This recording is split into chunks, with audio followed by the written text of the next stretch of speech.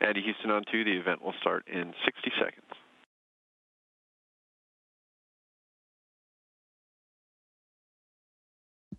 Copy, I'm ready.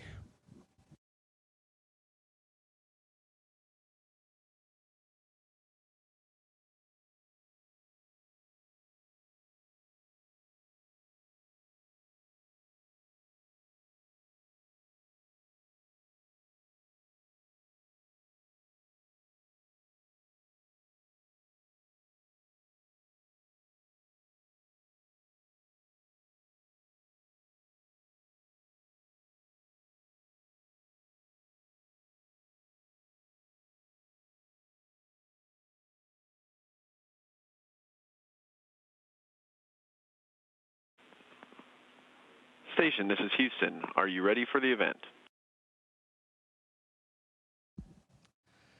Houston, this is Station. I'm ready for the event. European Space Agency, this is Mission Control Houston. Please call station for a voice check. Lidt overrasket blev at det gik op for mig, at når man er uddannelses- og forskningsminister, så er man som også minister for det ydre front. Det er ikke engang løgn.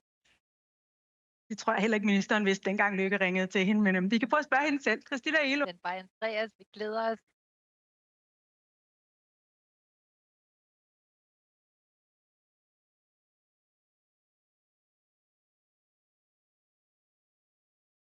Vidste du det? Det med det ydre rum. At jeg fandt ud af det efter nogle dage, efter regeringen var dannet. Der var en, der sagde til mig, er du klar over, altså i omfang er jo altså den minister, der har det største ressort, og vi ved jo faktisk ikke, fordi rummet er uendeligt og alt det der, ikke? Stor magt. Jeg havde sagt ja alligevel. Men, ja. Vi skal ikke helt ud til det ydre rum nu. Lidt tættere på. Jeg ved ikke, om det er stadig. Den var Andreas. Nu har jeg glædet mig til at kunne sige Andreas Mogenson her i Herning. Topmødet, DI-topmødet i Herning 2023. In 2023. Og snæver han. Andreas Mogenson, tillykke med udnævnelsen til commander, som jo fandt sted. Hi, Andreas. Congratulations with being appointed commander. How do you feel up there? Jamen, tusind tak, og velkommen til den internationale rumstation. Jeg har det fantastisk. Det har vi alle sammen. Vi har været heroppe lidt over en måneds tid nu. Det er lidt overraskende, så hurtigt tiden er gået.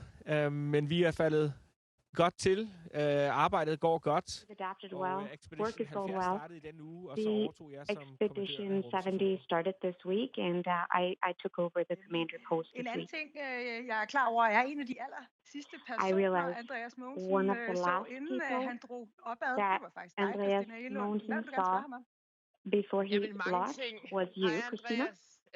Nu har du Hi, Andreas. Nu har du været deroppe i Thank you for the last time.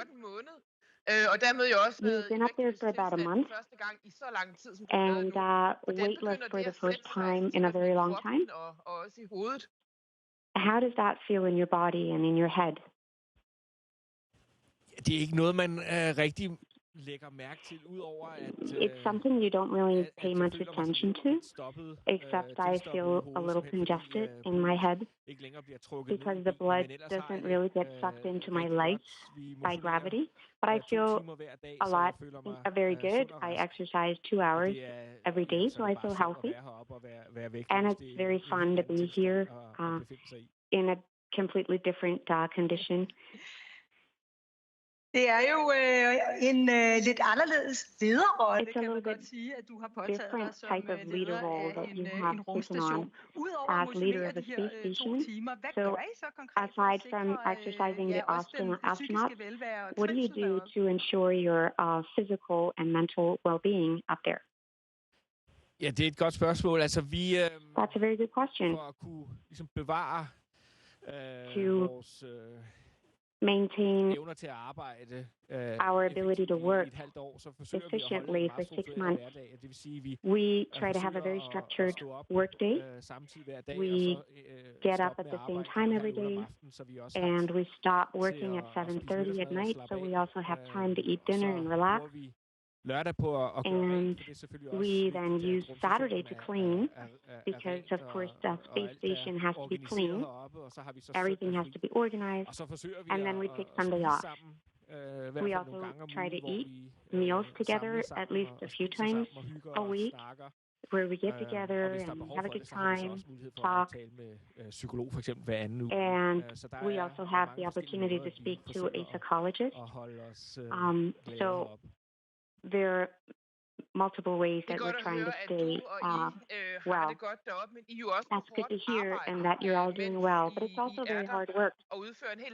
While you are there, you have to do experiments up there on behalf of Danish universities, and you have some Danish companies, Danish aerospace, have some technologies up there to do biological experiments. Could you tell us how that is going? Health monitoring. Yes, I am testing right now a sensor that can monitor different parameters, such as your heart rate, your respiratory frequency, and your temperature. It's like a little sensor I can wear under my clothes all day, and it can measure my vitals. That is one example of the things that we are testing up here. We are subjects. We give blood samples, urine samples, saliva that's being analyzed up here and on Earth, and then we will compare results from before and while we're up here and after to compare results and see what happens. And the other experiment is about the giant flashes. You have to take some photos of a little camera. Now you have to take bigger photos. What is it? What are these giant lightnings? What do we have to find out about them? What do we use the knowledge about them for? Although a lot of the research we do up here is secondary research, we also do fundamental researching where we try to become more knowledgeable about human beings, about the universe. And so for 20, 30 years ago, we discovered a new phenomenon, these giant lightnings that shoot up from the ground and out into space. And we want to know more about how they start and why and what kind of influence they have on our atmosphere. We have cooperation with Therma, a very big company. We have to be on the outside of the space station. We have to take recordings of these very, very big lightnings that can take a lot of frames per second, so that we can become wiser and know more about these lightnings. There's huge amounts of energy that are being released into the atmosphere. It's also maybe a way to transport gases from different levels of the atmosphere. So it could also maybe influence our climate. And something that we need to use in our models. There are also some experiments with something that we know about here, 3D printing, water purification. What do you have to do with that up there? What do you have to find out? It's easier to juggle in weightless condition. vandrensning for eksempel. Water purification, for instance, and 3D printing are technologies that we can use on Earth, but also have a lot of significance in the future when we go further into space.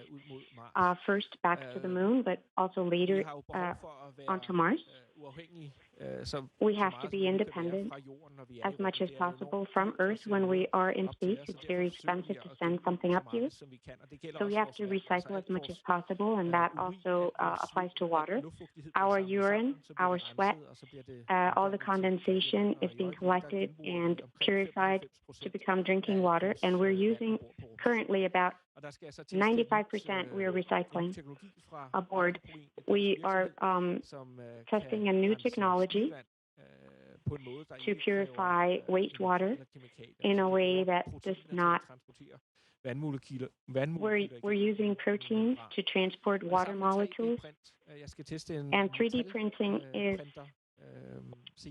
another experiment. I have to test the 3D printer in the hope that in the future we can print our own spare parts and components that we need up here.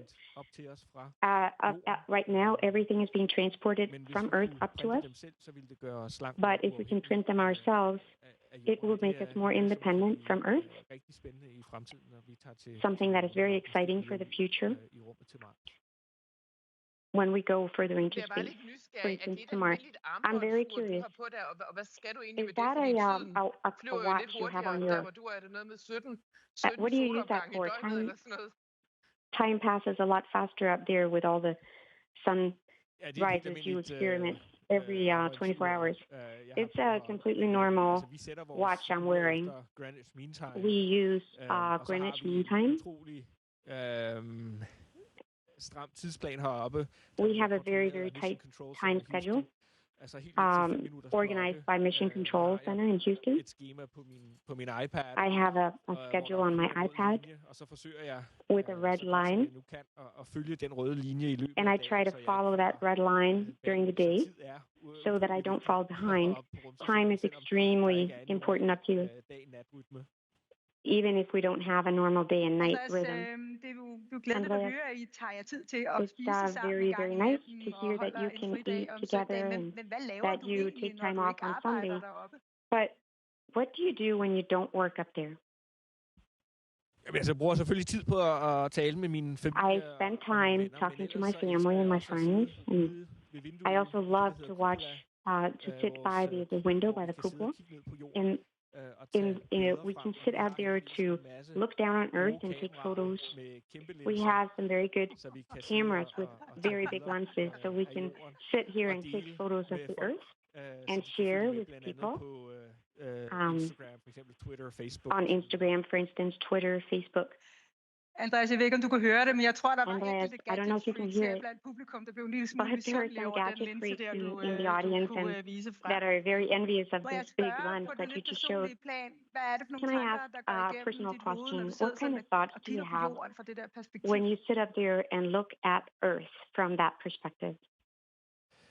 Jamen, det er utrolig smukt. Og så er det også utrolig imponerende and very impressive to find out how many details you can see up here through an 800-millimeter lens. Bygninger, man kan se igennem constructions that you can see through the lens. Lufthavne, for eksempel. Lufthavne er faktisk en rigtig god måde Airports are a very, very good way to identify the cities that you're looking at. Altså jeg vil sige, det at se jorden heroppe fra to watch the Earth from up here is very beautiful. Man indser hurtigt, hvor unikt et sted you quickly realize how unique Earth is, how crazy it is, and how important it is that we take care of it. There are no alternatives. It's our only place. We have no safety raft. It's so important that on Earth that we make sure we don't ruin it for each other. Another thing that you notice, you can't see country borders. It's one planet. We share it with each other.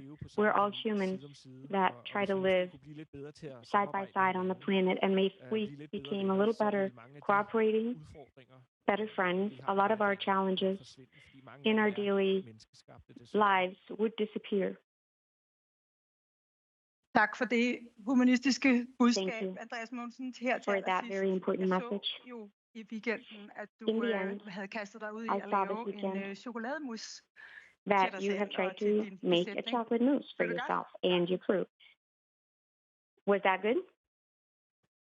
Den smagte utrolig godt, og jeg har faktisk It was so delicious, and I've done it again. It's in the refrigerator right now. I think tonight we're going to have chocolate mousse again. It's a very good way to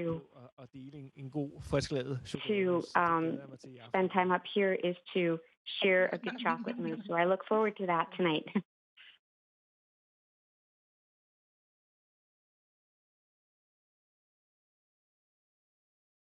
Andreas, jeg håber, at du kan høre, at der bliver klappet høfligt af dig her. That there is a lot of applause here. Altså, hvor meget vi hernede i That Danmark shows følger very med well how i much det, du laver we in Denmark follow your work on the International Space Station. And I can tell you that I've said to you before, we are so proud of you and what you're doing and the work that you're doing up there. And I know you know how much we all follow you. It's so interesting. So thank you for that. Andreas Mogenson, tak for at Thank være you, med her Andreas. på DI-topmødet Thank you for joining this today in our Business ESA, NASA Mission Control in 2023. Houston for at gøre And det thank muligt you til at very ske. much to NASA in Houston to make it possible, and the Space Minister as well. Thank you very much, Andreas. Jamen, tusind tak. Det har været en fornøjelse at deltage. It's been such a pleasure to participate. I hvert fald 5 måneder til. And I have to be here for at least another 5, maybe 7 months. So there's going to be a lot of other opportunities to, there's going to be a lot of exciting activities for the next 6 months. Hi, bye. Station to Houston ACR, that concludes our event. Thank you to ESA and to all the participants at the Box and Arena. Station, we are now resuming operational audio communications.